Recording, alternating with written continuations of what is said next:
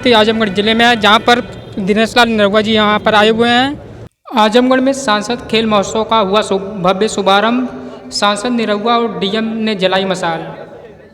सांसद खेल महोत्सव में 500 खिलाड़ियों ने प्रतिभाग करने के लिए अपना पंजीकरण कराया।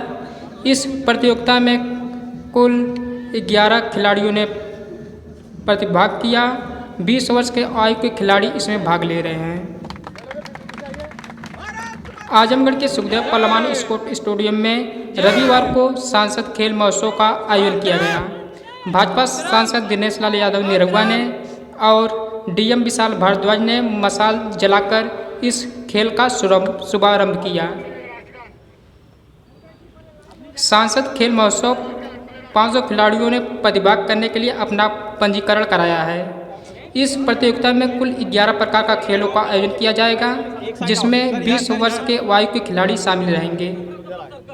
यह प्रतियोगिता 7 जून को तक चलेगी, जिसका समापन पुरस्कार वितरण कर खेल मंत्री अनुराग ठाकुर कर सकते हैं।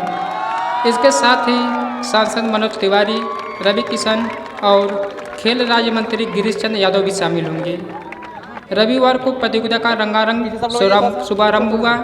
इसके साथ ही खेलों का आगाज हो गया। सांसद दिनेश लाल यादव निरहुआ ने कहा कि सरकार का प्रयास है कि ग्रामीण स्तर पर छिपी प्रतिभाओं को बाहर निकालकर उन्हें मंच उपलब्ध कराया जाए। इसलिए इस प्रतियोगिता का आयोजन किया जा रहा है।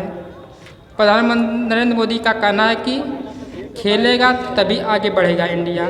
इस नारे के संकल्प के साथ दिनेश लाल निरहुआ ने और डीएम विशाल भारद्वाज मैच खेलकर इस सांसद प्रतियोगिता का शुभारंभ किया।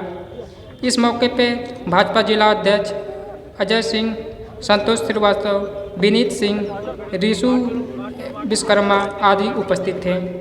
यह न्यूज आपको कैसे लगी कमेंट करके जरूर बताइएगा। फिर मिलेंगे किसी अगले भाग में। दिनेश लाल यादव के कुछ इंटरव्यू लिए हैं, आप खासियत बात को जरूर देखिएगा। तब तक के लिए जय हिंद, जय भारत। एक बॉल और सर, एक बॉल और सर।